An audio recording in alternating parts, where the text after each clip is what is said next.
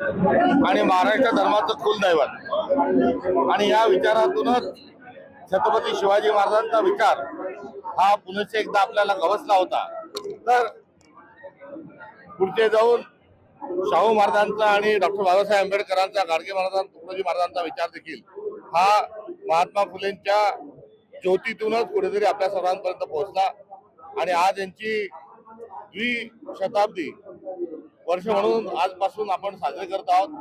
आणि आज पुन्हा एकदा महात्मा ज्योतिबा फुलेंच्या विचारांची आणि त्यांच्या मार्गावरून चालण्याची नितांत आवश्यकता आज महाराष्ट्राला आणि भारताला आहे। आणि हा संकल्प घेण्याकरता आज फुलेवाडा या ठिकाणी मी अभिवादन करण्याकरता आलो आहे।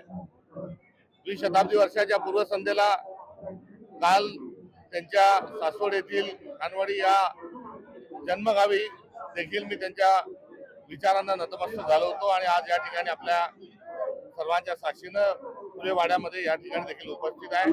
आणि यातून जो संकल्प आहे तो निश्चित आहे, जो भारताच्या संविधानाचा आहे आणि शिव शाहू फुले आंबेडकर विचारांचा आहे।